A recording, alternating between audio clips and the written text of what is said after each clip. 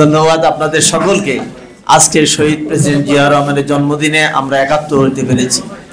যে মহান ব্যক্তিটি বাংলাদেশের স্রষ্টা, যে মহান ব্যক্তিটি বাংলাদেশের স্বপ্নদাতা, যে মহান ব্যক্তিটি বাংলাদেশের জাতীয়তাবাদের জনক, যে মহান ব্যক্তিটির চরিত্র, মহান ব্যক্তিটির সততা আগামী দিনের বাংলাদেশ গড়ে উঠবে। আজকে বৈষম্য বিরোধী ছাত্র আন্দোলনের যে ধারণা, যে চিন্তা, যে চেতনা, সেটা শহীদ প্রেসিডেন্ট জিয়া রহমানের 19 দফার কর্মসূচির মধ্যে নিহিত রয়েছে। শহীদ প্রেসিডেন্ট জিয়া রহমান 19 দফার কর্মসূচি পর্যালোচনা করে দেখা যাবে আগামী দিনে বাংলাদেশ কিভাবে গঠিত হবে। কাজে আজকে দরকার সততা, আজকে দরকার চরিত্র।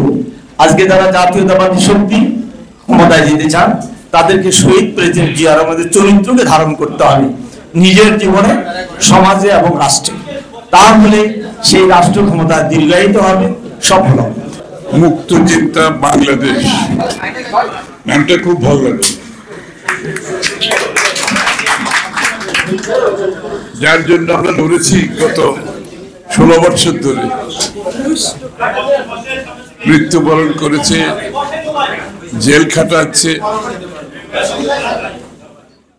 দিনের শেষে মুক্ত চিন্তা ব্যতীত কোন জাতি সামনের দিকে এগোনো কোনো সুযোগ নেই। আজকের সবার সভাপতি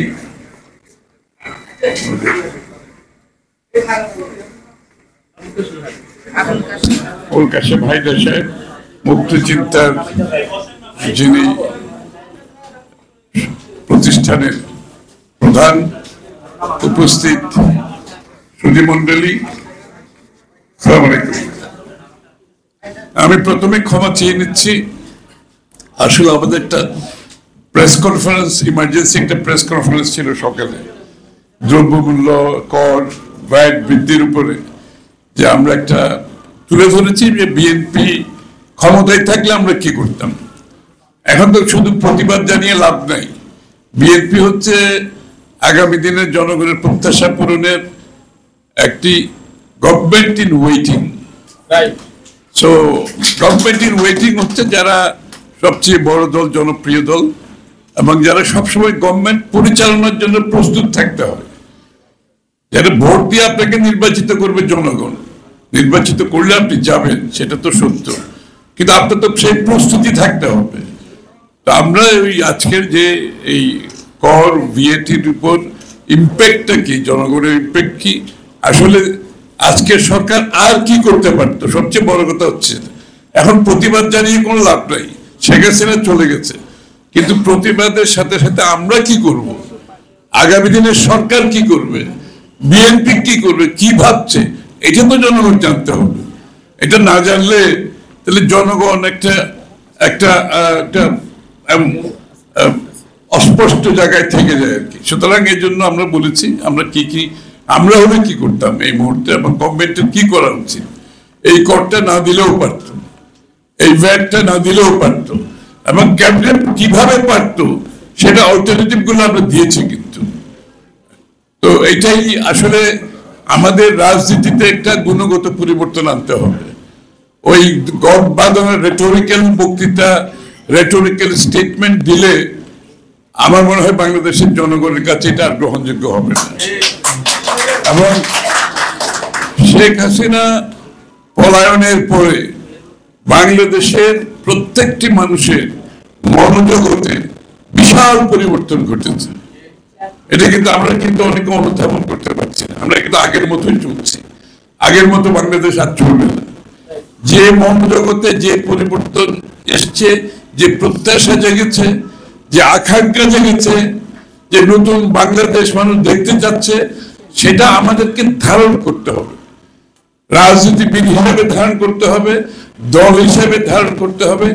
আমাদের সাথে আপনারা যারা কাজ করছেন, দলের সাথে বিএনপি, বাংলাদেশ জাতীয়তাবাদী দলের চিন্তা ভাবনা, চেতনা, দর্শনে আমরা যারা বিশ্বাস করি, আমাদেরকে ধারণ করতে হবে। আমরা যে ধারণ করছি এটা যথেষ্ট না, আমরা যে ধারণ করছি এই মেসেজটা আবার জনগণকে দিতে হবে, যেটা আমরা ধারণ করছি। আপনাদের বলতে চাই, বিএনপি এটা ধারণ করেছে, বিএনপির নেতৃত্ব ধারণ করেছে, বিএনপি দল হিসেবে ধারণ করেছে। সুতরাং আমার মনে হয় এই নতুন বাংলাদেশের নতুন যে আকাঙ্ক্ষা, নতুন চিন্তা, এটা সকলে আমরা মিলে নতুন বাংলাদেশ কিভাবে গড়ব, প্রত্যেকটি বিষয়ের উপর আমাদের একটা অবস্থান থাকতে হবে। প্রত্যেকটি বিষয়ের উপর একটা অবস্থান থাকতে হবে। আমাদের একটু আগে এর মধ্যে আমরা প্রস্তুতি নিচ্ছি, আমরা আগামী দিনে বাংলাদেশের অর্থনৈতিক পরিবর্তন কিভাবে আনবো, এখান থেকে বের করে বাংলাদেশকে অর্থনৈতিকভাবে স্টেবল কিভাবে করব, এটার উপর আমরা কাজ করছি, যাতে সরকারে যদি আমরা আসতে পারি প্রথম দিন থেকে কাজ শুরু হয়, যাতে এটা প্রস্তুতির জন্য 6 মাস 1 বছর না লাগে। ডে 1 থেকে you have to perform from day 1। কারণ বাংলাদেশের মানুষের কিন্তু ধৈর্য নাই। 3 মাস পরে বলবে সরকার তো কিছু করতে পারলো না। সুতরাং 3 মাস সময় আপনার হাতে নাই, আপনাকে ডে 1 থেকে পারফর্ম করতে হবে।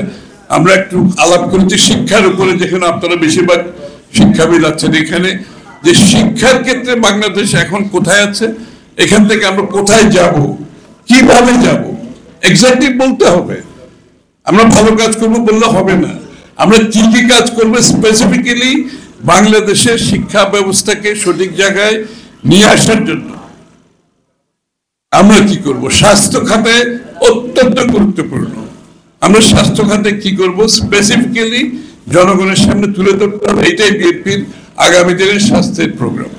আমি এই কথাগুলো এই জন্য বলছি যে জিয়া রহমান সাহেব একজন রাজনীতিবিদ, উনি কিন্তু ক্ষমতা দখল করার মাত্র 3 বছর ওনার জীবিতকাল ছিল, ক্ষমতা নেওয়ার পরে আবার 3 বছরের মতো এরকমই।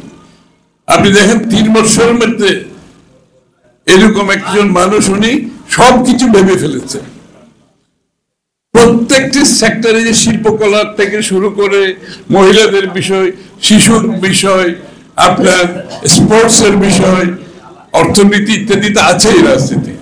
এমন কোন এরিয়া নাই যে উনি অ্যাড্রেস করেন নাই। প্রত্যেকটি এরিয়ার উপর উনি স্পেসিফিক প্রোগ্রাম আছে ওনার। দারিদ্র বিমোচন, কৃষক, শ্রমিক, ব্যবসায়ী, প্রত্যেকের উপরে ওনার স্পেসিফিক কাজ আছে এবং স্পেসিফিক প্রোগ্রাম আছে, যেটা উনি করে গেছেন এবং আমরা সেটা অনুসরণ করতে হবে। জিয়া রহমান সাহেব উনি শুধুমাত্র একজন রাষ্ট্রপ্রধান ছিলেন, ওনার বিষয়টা আমাদের একটু গভীরে বোঝা দরকার। জিয়া রহমান সাহেব একজন রাষ্ট্রপ্রধান ছিলেন, সরকার প্রধান ছিলেন। জিয়া রহমান সাহেব একজন রাজনীতিবিদ ছিলেন। জিয়া রহমান সাহেব একজন আর্মি জেনারেল ছিলেন, মিলিটারি জেনারেল ছিলেন, যিনি সম্মুখ যুদ্ধ করে দেশের স্বাধীনতা ঘোষণা করেছেন এবং স্বাধীনতা যুদ্ধে সম্মুখভাবে যুদ্ধ করেছেন। জিয়া রহমান সাহেব একজন সংস্কারক ছিলেন। হি ওয়াজ এ গ্রেট রিফর্মার। আপনি যদি চিন্তা করেন এই সময়ের মধ্যে উনি কত রিফর্ম করেছেন। He was a reformer, he was statesman. আপনি কিন্তু এই গুণাবলী বিশ্বের খুব কম দেশের, কম নেতাদের আছে। ফ্রিডম ফাইটার, মুক্তিযুদ্ধের ঘোষণা, রিফর্মার, স্টেটসম্যান, সবকিছু এই মানুষটার মধ্যে ছিল। বিশ্বের আপনি হাতে করে, আমি জর্জ ওয়াশিংটন একদম দেখি যে জর্জ ওয়াশিংটন উনিও মুক্তিযুদ্ধ করেছেন, আমেরিকাকে স্বাধীন করেছেন, আমেরিকাতে সংস্কার করেছেন। আজকের আমেরিকার অন্যতম একটা ফাউন্ডার যে চিন্তাবিদ, সেটা হচ্ছে জর্জ ওয়াশিংটন। জিয়া রহমান সাহেবকে আমরা সেইভাবে তুলনা করতে গেলে বিশ্বের খুব বেশি নেতা নাই যার মধ্যে সবগুলো গুণাবলী ছিল, এবং যে জন্য মাত্র 3-4 বছরের মধ্যে পুরো একটা দেশকে ট্রান্সফরমেশন করে কোথা থেকে কোথায় নিয়ে আসছেন। শুধু যে রাজনৈতিক ভাবে আমরা এসেছি তা না, অর্থনৈতিক ভাবে, সামাজিক ভাবে, জাতি হিসাবে, একটা সভরেন নেশন হিসাবে, জাতীয়তাবাদের জাতির একটা সত্তা যেটা অনুভব করেছিল, অনুপস্থিত ছিল, সেটা উনি দিয়েছেন।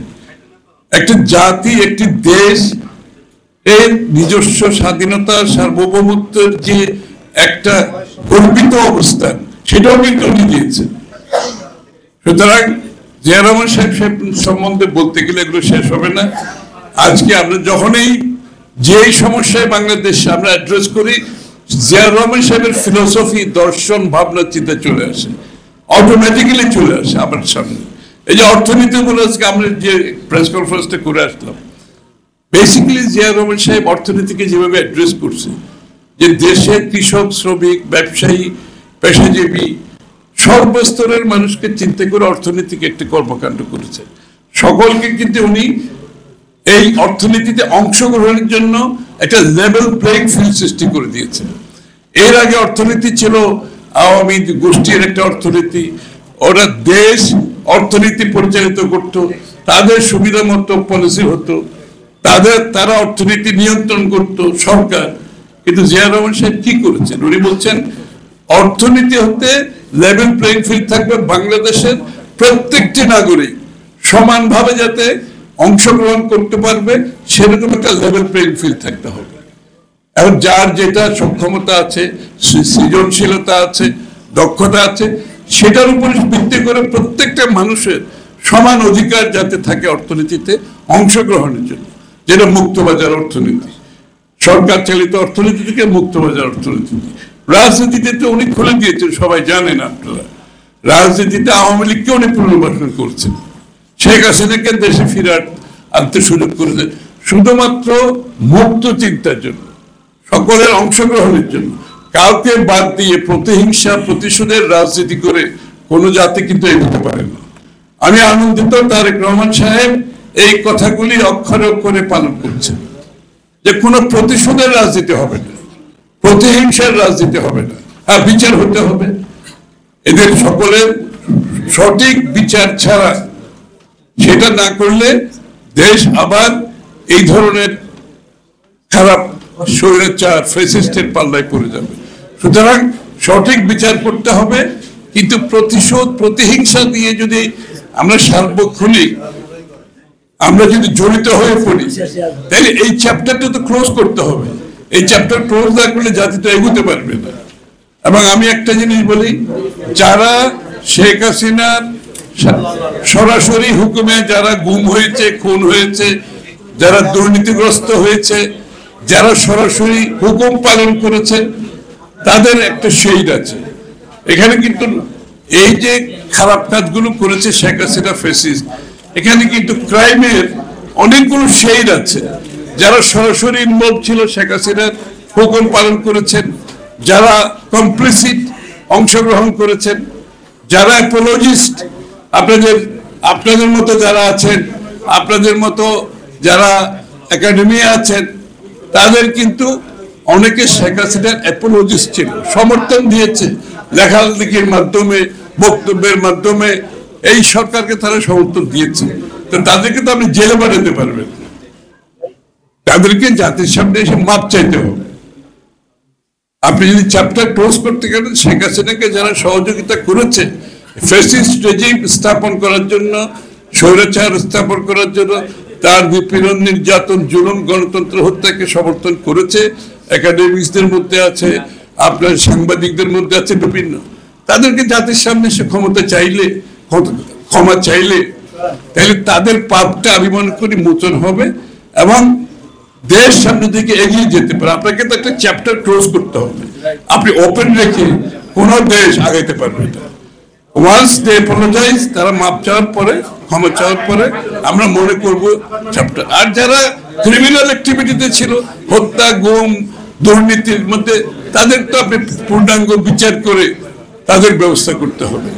তো আমি মনে করি আজকে যেটা সবচেয়ে বেশি প্রয়োজন, যে জিয়াউর রহমান সাহেবের যে দেশ গঠন, আধুনিক বাংলাদেশ গঠন এবং বাংলাদেশকে স্বাধীন সার্বভৌম দেশ করার জন্য ওনার যে বাংলাদেশি জাতীয়তাবাদের মাধ্যমে পুরো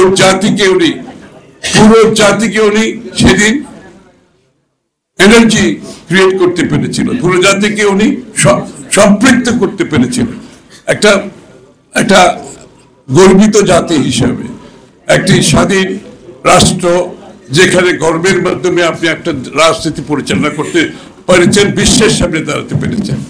তা আমি মনে করি আমাদের জিয়া রহমান সাহেবের কাজগুলো অব্যাহত রাখতে হবে, তার দর্শন, তার ভাবনা, তার চিন্তা আমাদেরকে ধারণ করতে হবে। সেটা ধারণ করে বিএনপির রাজনীতি, এখনো কিন্তু বিএনপির রাজনীতিতে বাংলাদেশের মানুষের সমর্থনের মূল কারণ হচ্ছে উনি যে ফাউন্ডেশনাল ভ্যালু যে দিয়ে গেছেন, মূল্যবোধ দিয়ে গেছেন, সেই মূল্যবোধ আমাদেরকে রাখতে হবে।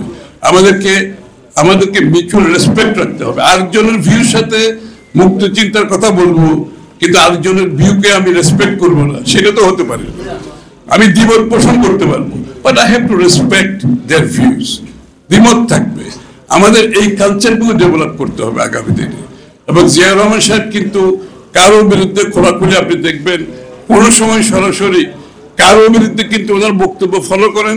উনি কি করতে চান সেই কাজগুলো করেছেন, বিএনপি সেটা বলেছেন, কিন্তু কারোর সাথে বিদ্বেষপূর্ণ ওনার কিন্তু কোনো বক্তব্য আপনারা পাবেন না।